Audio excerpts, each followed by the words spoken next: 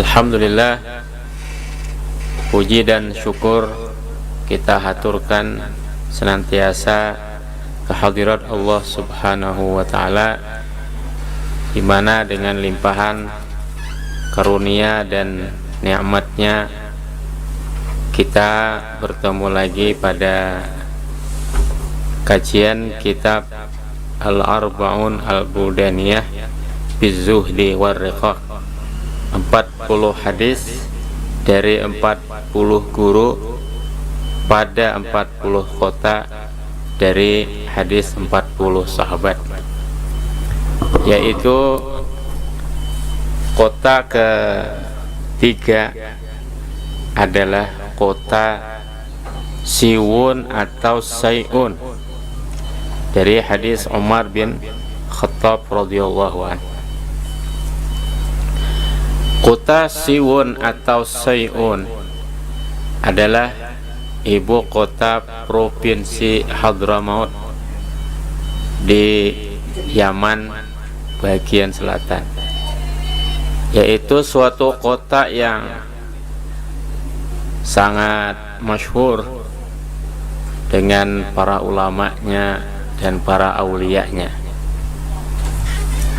Terutama di sana ada yaitu Al-Habib Muhammad bin Ali bin Husain Al-Habsyi, sahibul maulid. Kami alhamdulillah pernah berkunjung, berziarah ke kota Sayun tersebut dan bertemu dengan beberapa ulama, di antaranya Al-Habib Al-Jalil Muhammad bin Abdullah bin Basri As-Saqqaf. Qara'tu ala Sayyidil Jalil Muhammad ibn Abdullah ibn Basri As-Saqqaf bisiwun aw Sayun asimah Hadramaut an jaddati syarifah wa hiya Al-Hubabah Khadijah bint al-Imam Muhammad ibn Hadi As-Saqqaf ala al-Imam Ahmad ibn Abdurrahman ibn Ali As-Saqqaf lahu sabat ismuhu Al-Amali an Syekhih al-Musnid Musnid al-Alawiyyin Al-Habib Al-Imam Al-Qutb Idrus ibn Umar Al-Habshi wa lahu salasatu asbat wa hiya iqdul yawaqitil jawhariyah wa minhatul fattahil fatir wa uqudul la'al bi asanidihi ila al-Imam Al-Bukhari fi awal sahihihi an Umar ibn al-Khattab radhiyallahu anhu qala sami'tu Rasulullah sallallahu alaihi wa alihi wa sahbihi wa sallam yaqul innamal a'malu binniyat wa innama likulli imri'in ma nawa wa man kanat hijratuhu ila dunyan yusibuha aw ila imra'atin yankihuha fa hijratuhu ila ma hajara ilaih. Qalu an-niyyatu mahalluha al-qalbu wa man kana qalbuhu yatawajjahu ila al-akhirah fasatasiru a'maluhu khalisatan lillah.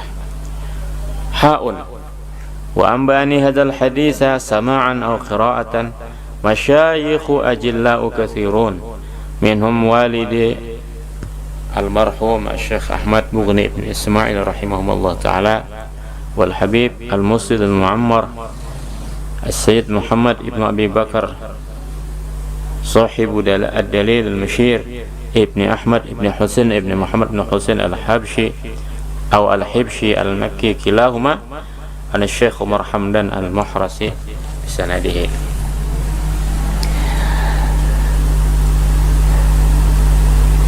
Ketika kami berkunjung kepada Habib Muhammad bin Basri As-Saqqaf dan menginginkan meminta ijazah kepada beliau, maka beliau berkata, ana la aftahu babal ijazah, aku tidak membuka pintu ijazah. Artinya harus ngaji kepada beliau, tidak bisa ijazah begitu saja. Jadi karena ngaji itu adalah yang terpenting, mendengar atau membaca kepada seorang guru. Adapun ijazah itu ya nomor 3 daripada as-sama', kemudian al-qiraah, kemudian al-ijazah. Maka oleh karena itu tak ada cara lain selain mesti membaca suatu kitab kepada beliau, karena beliau tidak mau memberikan ijazah secara umum begitu saja. Dan kami pun hanya membacakan satu hadis daripada awal Sahih Al-Bukhari. Makanya kami urutkan di sini urutan ketiga setelah Madinah, Makkah dan Sayun, kemudian Sayun.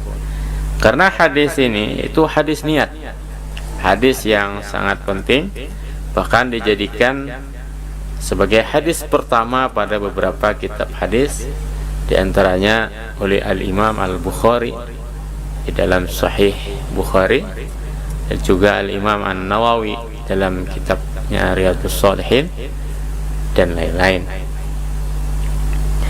Nah, maka Al-Faqir membaca awal kitab Sahih Al-Bukhari ini dengan sanad beliau dari nenek beliau, dari mbah putri beliau yang bernama Khadijah bintil Imam Muhammad bin Hadi As-Saqqaf. Nah, nenek beliau atau mbah putri beliau itu belajarnya kepada orang tuanya, Tuan Imam Al-Habib Muhammad bin Hadi As-Saqqaf, dan juga kepada Al-Imam Ahmad bin Abdurrahman bin Ali As-Saqqaf atau ayahanda dari Habib Abdul Qadir Saqqaf Jeddah. Nah, Imam Ahmad bin Abdurrahman bin Ali As-Saqqaf atau As-Saqqaf memiliki kumpulan perguruan atau sanad disebut dengan Al-Amali. Nah, kitab Al-Amali adalah kitab yang berisi daftar guru-guru dari Al-Habib Ahmad bin Abdurrahman As-Saqqaf. Habib Ahmad bin Abdurrahman As-Saqqaf dari gurunya yang paling kesohor di Hadramaut sebagai ahli sanad dan guru dari para guru, yaitu Al-Imam Al-Habib Idrus bin Umar Al-Habsyi. Habib Idrus bin Umar Al-Habsyi inilah gurunya para guru dari Al-Habib Ali Al-Habsyi, guru dari Habib Ahmad bin Hasan Al-Attas, guru dari Habib Abdurrahman Al-Masyhur, guru daripada Al-Imam Syekhul Islam Al-Habib Abdullah bin Umar Asy-Syatiri, guru dari Habib Muhammad bin Hadi As-Saqqaf, guru dari Habib Ahmad bin Abdurrahman As-Saqqaf, dan lainnya banyak sekali. Dia adalah guru dari para guru. Nama beliau Habib Idrus bin Umar Al-Habsyi. Habib Idrus bin Umar Al-Habsyi inilah yang menghidupkan sanad di kalangan habaib. Asalnya para habaib ini bukan tak ada sanad, tapi tidak memperhatikan dengan sanad. Salah satu murid dari Habib Idrus bin Umar Al-Habsyi juga adalah Al-Habib Abdurrahman bin Ubaidillah. Abdurrahman bin Ubaidillah Al-apa, yaitu dia mufti Yaman. Nah, beliau juga yang menghidupkan sanad di daerah Hadramaut. Bukan mereka tidak peduli sanad, ya harus kita pahami. Bukan ulama-ulama Hadramaut ini tidak peduli sanad, bukan mereka tidak peduli riwayah, bukan. Tapi mereka mengutamakan akan talaqi ilmu, akan belajarnya mereka ilmu itu dari para guru, bersanad bersambung, tetapi tidak disebutkan. Artinya lebih mengutamakan ilmu itu dipahami, bukan diriwayatkan saja.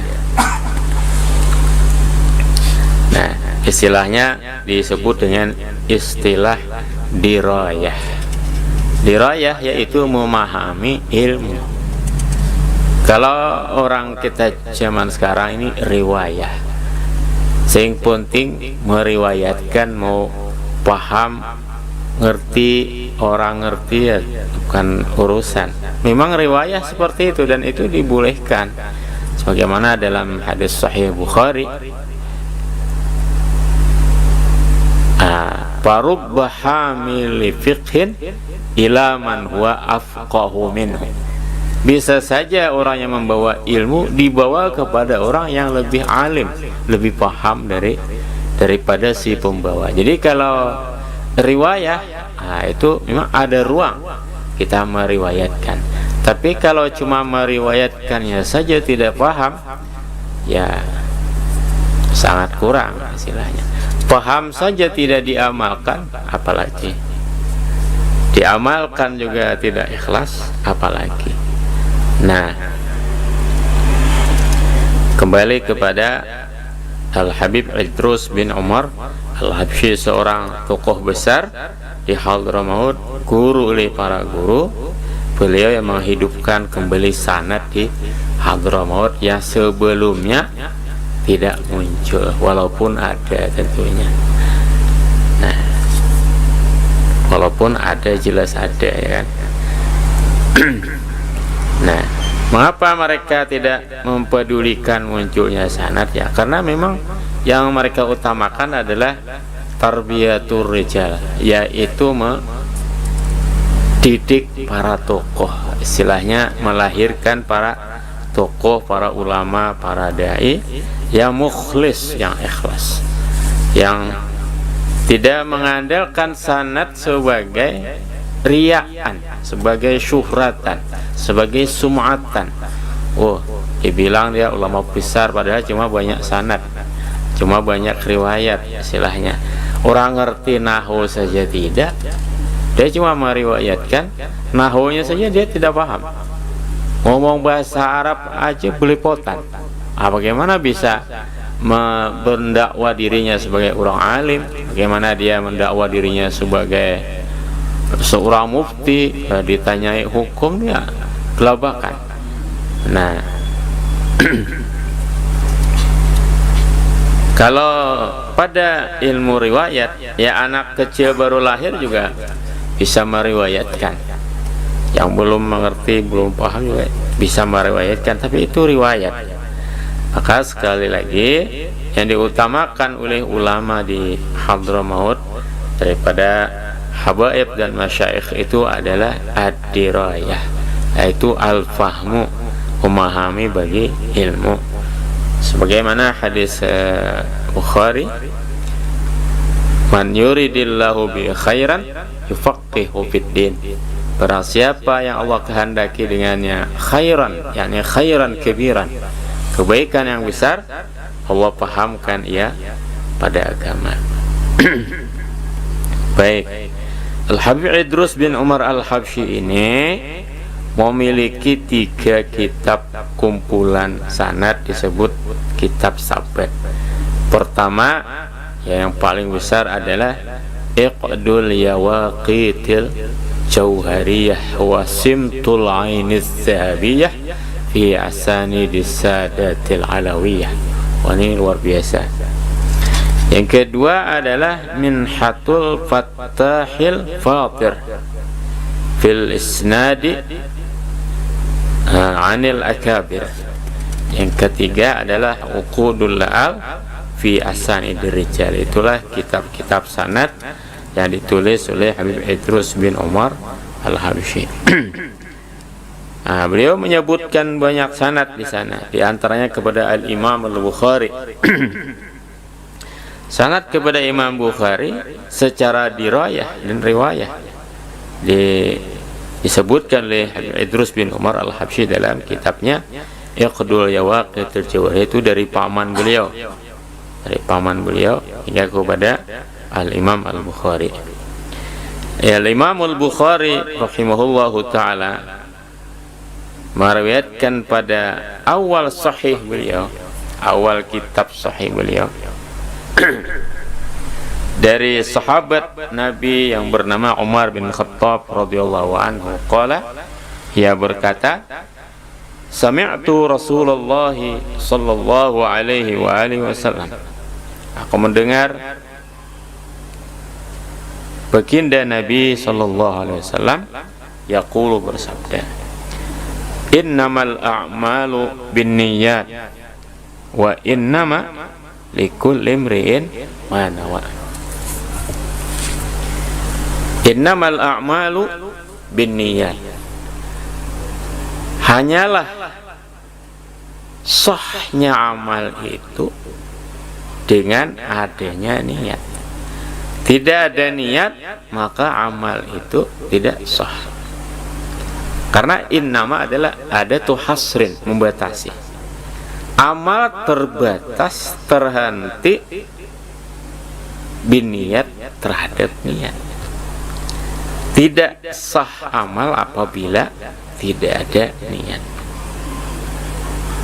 Nah, sekarang niat itu apa? Niat itu ta'rifkan oleh Al-Imam Al-Ghazali rahimahullah ta'ala dalam kitabnya Ihya Ulumuddin, imbi'asul qalbi li fi'li syai'in, terbangkitnya hati untuk melakukan sesuatu. Dan disebutkan oleh para ulama, wa mahalluha al-qalbu, tempat niat adalah hati. Dan wajib niat itu ketika awal melakukan perbuatan ibadah seperti wudhu pada ketika membasuh muka. Jadi artinya ketika membasuh muka kita dalam contoh berwudhu itu kita mesti berniat. Niat itu bukan lafaz, tetapi niat itu adalah kesertaan hati. Jangan kita membasuh muka dalam wudhu itu niatnya bukan wudhu, tapi cuci muka aja, maka itu tidak wudhu. Tidak sah sebagai wudhu karena memang hatinya tidak hadir. Jadi minimal hati itu hadir pada ketika pertama dalam ibadah itu. Kalau sholat ya takbiratul ihram. Nah, innamal a'malu binniyat, hanyalah sahnya amal itu dengan niat. Adapun dalam mazhab Imam Hanafi, yaitu hanyalah sempurnanya amal itu dengan niat. Jadi sah saja mereka itu tidak berniat menurut mazhab Hanafi, tetapi tidak sempurna. Saya bertanya kepada seorang mufti Hanafi, apa dia jawab? Katanya di mazhab Hanafi niat itu wajib, bukan rukun. Artinya berdosa juga tidak berniat, walaupun sah ibadahnya tanpa niat. Wa innama likulli imri'in ma nawa, dan hanya dimiliki oleh setiap orang. Seseorang hanya akan memiliki, ini kan, wa innama, dan hanyalah likulli imri'in, li alam lil milik, bukan lam li ta'lil, dimiliki oleh setiap orang manawa, apa yang telah ia niatkan. Jadi kalau niat itu pasti berhasil secara fisik maupun secara makna. Kalau kita niat pasti berhasil, karena hadisnya wa innama likulli imri'in ma nawa, hanyalah dimiliki oleh setiap orang, lam lil milik, ma nawa, apa yang telah ia niatkan. Jadi misalnya kita niat pergi haji, niat ini tergeraknya hati untuk pergi haji, imbi'asul qalbi, terbangkitnya hati untuk pergi haji, kita niat, maka suatu ketika kita akan mencapai itu. Mengapa? Wa innama likulli imri'in ma nawa, Kalau toh kita sampai akhir hayat kita tidak bisa pergi haji, maka kita dicatat sebagai orang yang telah pergi haji. Asal memang dorongan itu ada, imbi'asul qalbi. Imbi'asulnya minal ba'si, minal bi'sah, muncul, puk, begitu. Tidak, kalau menghayal itu bukan niat. Mengangan-angan tuh namanya tamanni. Jadi awalnya dulu menghayal. Al-khayal, khayal itu lintasan atau al-khatir, lintasan pikiran itu, tidak ngapa-ngapain. Setelah itu dari al-khayal, dari al-khatir, dari lintasan menjadi al-khayal, ya kan? Lintasan lalu menjadi bayang-bayang. Ini runtutannya. Dari lintasan pikiran menjadi bayangan, menjadi al-khayal. Kemudian menjadi at-tamanni, angan-angan. Kemudian menjadi an-niyah atau al-azam, kemudian menjadi an-niyah. Nah, jadi al-azam itu tingkat di hati itu belum niat. Kalau tekad belum niat. Tekad aja kan belum tentu melaksanakan. Kalau niat itu inbi'as minal ba'si, artinya ada bangkit. Ada bangkitnya, tidak hanya tekad saja, tapi tidak bangkit. Kalau niat imbi'as, itu bangkitnya. Niat diambil dari nawah, yaitu biji yang ditanam, tumbuh. Nah, jemaah sekalian, maka tanamlah niat yang banyak dalam kehidupan ini, dan kita akan memetik sesuatu yang kita telah tanam. Karena kita tak akan bisa memetik sesuatu yang tidak kita tanam. Dihikayatkan ada seorang ingin berkunjung kepada tuan gurunya. Dia ketuk pintu, tuk tuk tuk, assalamualaikum. Dijawab waalaikumsalam. Ketuk lagi, assalamualaikum, waalaikumsalam. Tapi tidak dibuka. Lama baru dibuka. Padahal terlihat ada yang menjawab salam dan ada orang di depan pintu, yaitu si tuan guru itu, tapi tidak dibuka juga. Ketuk tidak dibuka juga. Nah, lama kelamaan baru dibuka. Maka sang guru ini langsung menimpali, barangkali panjenengan ingin bertanya, kenapa kok saya menyahut salam tetapi belum membuka? Iya guru, kenapa?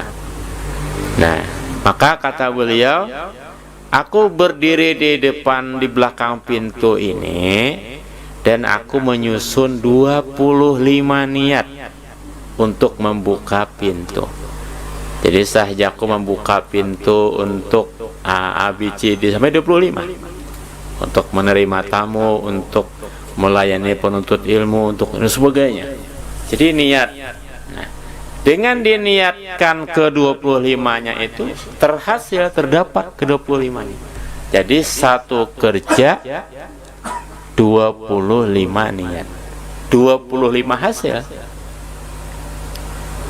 Sekali mendayung 25 pulau terlalui, berarti mendayungnya keras juga itu. Nah, jadi beberapa yang diperhatikan. Pertama, sahnya amal itu tergantung dengan niat. Itu pertama. Jika kita tidak berniat wudu, maka tidak menjadi wudu. Yang kedua, seorang hanya akan mencapai apa yang ia niatkan. Seorang hanya memanen, memetik apa yang ia tanam. Kalau tidak merasa menanam terus memetik, berarti punya orang. Ya. Nah, tidak bisa begitu. Kita diajarkan untuk menanam benih, ya, kecil menjadi besar. Benih kecintaan kepada ilmunya, niatkan banyak niat.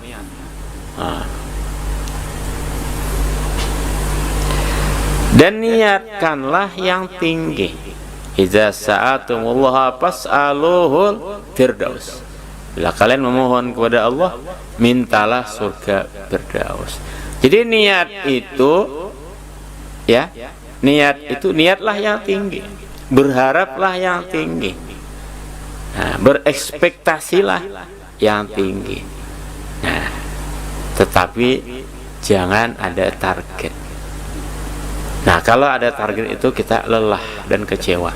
Jadi niat dengan target itu berbeda. Nah, niat dengan merancang itu berbeda.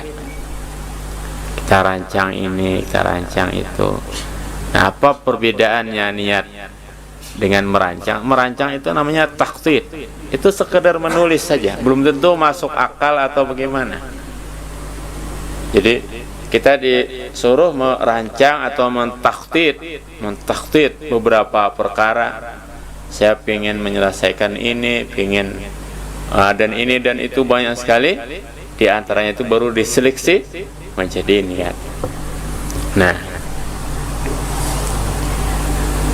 tidak menanam, tidak mungkin kita akan menuai.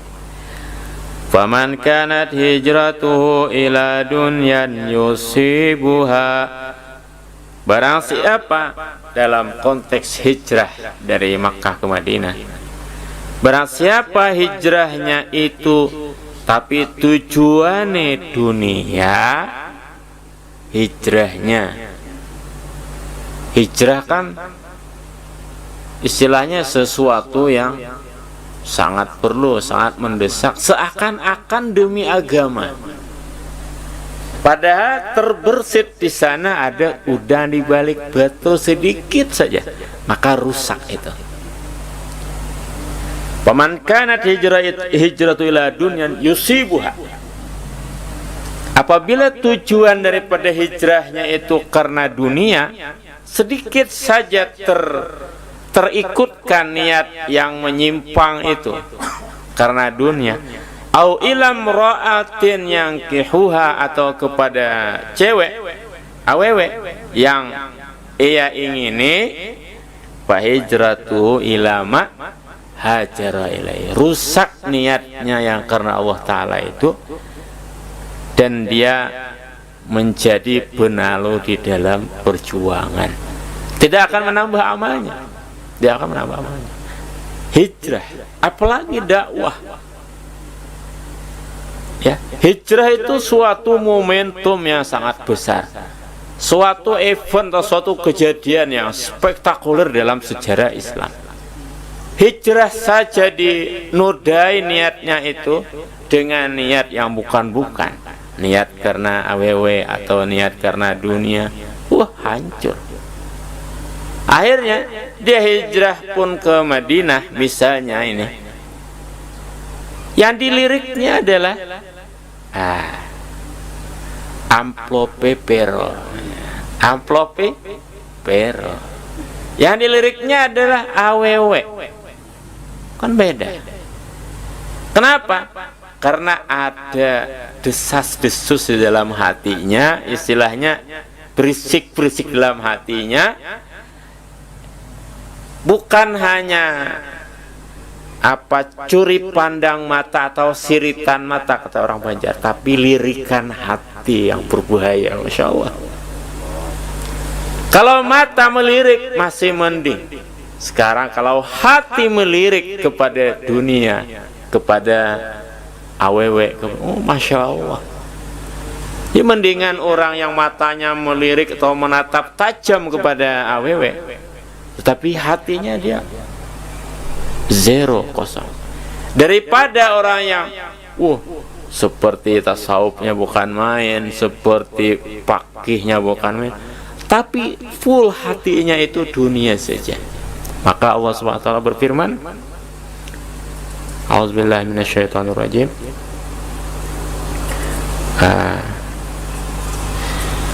Ya'lamu kha'inatal a'yun,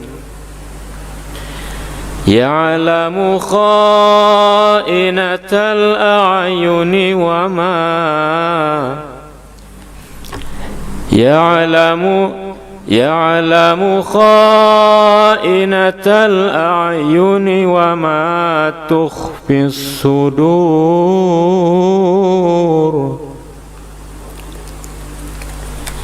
Ya'lamu kha'inatal a'yun. Nah, ini pertama Allah sebut. Allah tahu khianatnya mata yang menyelip atau melirik awewe atau sesuatu yang lain daripada ibadah. Ya'lamu kha'inatal a'yuni wa ma tukhfis sudur.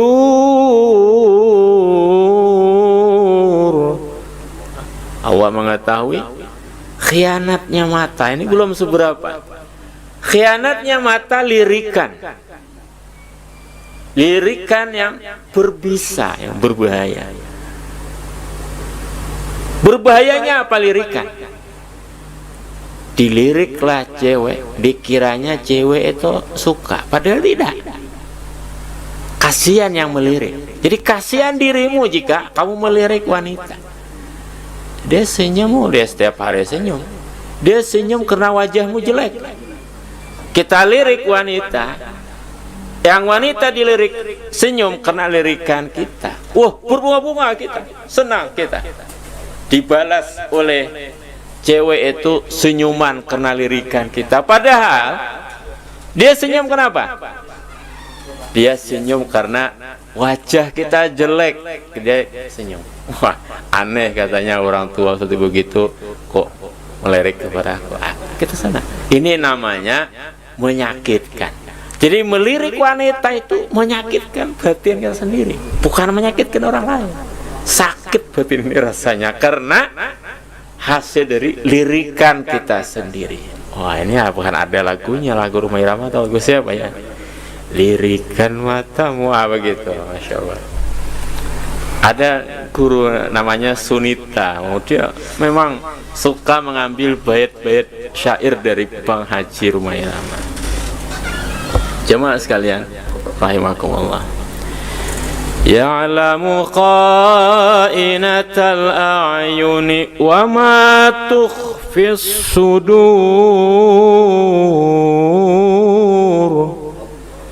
Allah tahu, Allah memandang. Ya'lamu ini dalam istilah tafsir itu yu'azzibu, menyiksa.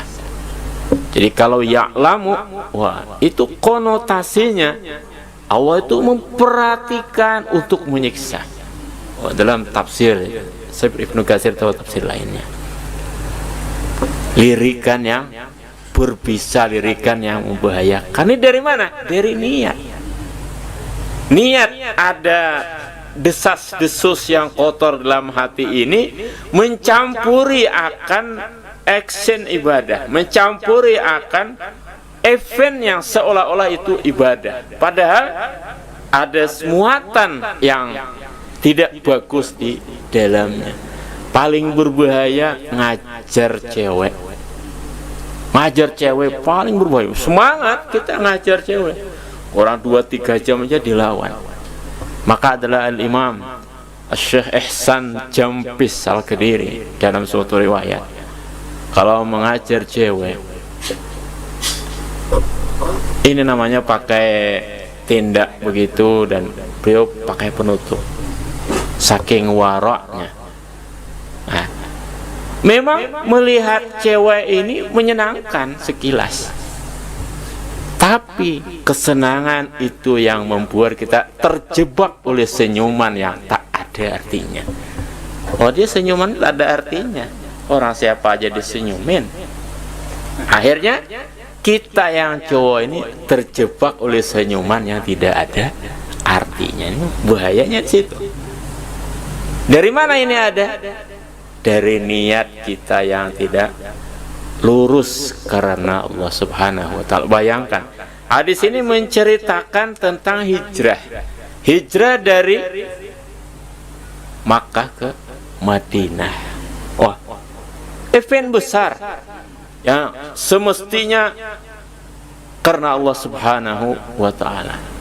Lalu Nabi memperingatkan, barang siapa hijrah ini dan hatinya dikotor sedikit pun dengan niat-niat lain daripada selain karena Allah, selain karena hijrah kepada Allah, maka dia hanya mendapatkan kotoran itu, yaitu ila dunyan yusibuha, dunia yang akan ia dapat, belum tentu juga. Ke Madinah, akhirnya dia ke Madinah itu bukan mau hadir ke pengajian, akhirnya ke Madinah itu dia bukan ngapa-ngapain, tapi bagaimana ya, mungkin nggak ada yang ngurus parkir, barangkali saya ngurus parkir aja ya, macam-macam gitulah. Ini mohon maaf bagi yang tugas parkir ya, apa saja intinya. Nggak ada juga bagian parkir, mungkin bagian maling sendal aja deh. Atau karena orang yang memang isinya itu kotor, ya dia akan menampakkan kekotorannya itu yang berasal di dalam hatinya. Bagaimanapun, mafika zohara fika, mafika zohara fika, apa yang ada dalam dirimu akan nampak. Ya, mafika aima kamu nafika, zohara fika, nampak pada mulut. Nah, baik. Au ilam ra'ati yankihuha. Hijrah semestinya peristiwa yang begitu spektakuler dalam sejarah, yang sangat fundamental dalam sejarah perjalanan Islam, tetapi dilakoni dengan campuran lirik melirik. Wah, lirik melirik ini masya Allah. An-nazratu sahmun min sihami iblisa masmumatu. Lirikan adalah panah yang beracun daripada panah-panah iblis. Gara-gara lirikan, ibadah kita tidak khusyuk, hijrah kita tidak ikhlas karena Allah Subhanahu wa ta'ala. Jadi sehingga disebut dengan muhajiri Ummi Qais, orang yang hijrah karena mamanya Qais. Mamanya Qais ini janda top di zaman itulah istilahnya. Kalau istilahnya sekarang ini jamu muda istilahnya kan. Nah, Ummu Qais itu janda ngetop pada zaman dahulu, itu disebut dengan muhajiru Ummi Qais, orang yang berhijrah karena Ummi Qais. Qais sendiri itu adalah nama yang sangat ngetren pada zamannya. Pada zaman itu namanya ada Qais ini, ada Qais bin Kaisan, ada Qais Laila Majnun, ada macam-macam. Pokoknya kalau nama Qais hebat deh. Pada zaman kita juga ada nama Ronaldo. Namanya Ronaldo. Wah, itu bukan main buat bukan mainnya, artinya dia suka nonton bola. Fa hijratuhu ila ma hajara ilaihi, maka hijrahnya itu bukan lagi mendapatkan Allah dan ridhonya, tetapi mendapatkan ridho orang yang dihijrahinya itu. Kalau toh juga dapat, kalau toh tidak dapat, ya ala kulli hal rugi sekali. Nah, ini kiranya peringatan. Nabi memperingatkan sahabatnya, apalagi kita. Siapa kita dibanding para sahabat? Nabi mengawas-ngawasi, yang mana pengen hijrah ke Madinah nih, jangan niatnya itu bercampur-campur. Kalau hijrah, niatlah kalau hijrah itu lillahi wali rasulih, demi Allah dan demi Rasulnya. Karena Allah, karena Rasulnya. Jangan karena nanti aku bisnis di Madinah. Nggak usah makar mikir bisnis kalau kita di Madinah. Kalau kita programnya agama, ya agama saja. Dunia itu akan mengikut, akan menggiring. Ada orang 2 tahun saja di Mekah alim. Ada orang berumur-umur di Mekah tidak alim. Kenapa? Si 2 tahun di Mekah ini dia ngaji. Yang lama di Mekah ini dia menjahit. Nah, kan beda. Kan tidak bisa diukur orang itu lama mengajinya atau berapanya, tapi tidak bisa diukur juga dia mengaji dengan siapa. Banyak orang mengaji dengan tokoh besar, dia belum tentu besar. Banyak orang mengaji dengan orang biasa, tapi dia tokoh besar. Yang ianya adalah anugerah dari Allah SWT. Untuk menggapai anugerah itu perlu niat. Nah, niat, ya Allah, begitu. Ya Allah, aku pengen seperti Al-Imam Al-Bukhari, aku pengen seperti Al-Imam Al-Ghazali, aku pengen seperti Al-Imam Abu Bakar Al-Adni, macam-macam, Abu Bakar Al-Idrus dan lain-lain. Sampai anaknya pun dinamai dengan Imam Ghazali, Imam Syafi'i, Imam Hanafi, Imam ini, Imam itu. Fahijratuhu ila ma hajra ilaihi, hijrahnya kepada yang apa tujuannya. Akhirnya ya seperti tadi, kalau orang dakwah, ini kisah dakwah aja, so hijrah kan sudah tidak ada.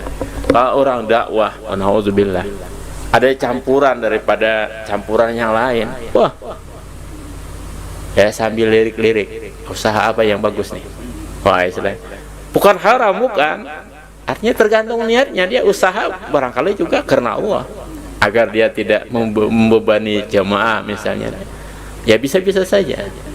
Nah, tapi akan banyak cabang pikiran, itu saja bedanya. Kalau orang karena Allah, dia pikiran fokus, tenang, nyaman, adem.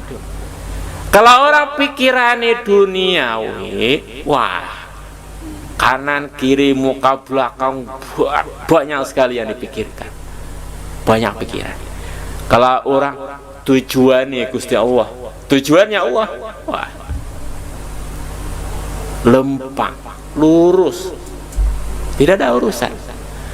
Mau dia disambut dengan baik atau disambut dengan batu, mau dia, penting dia dakwah.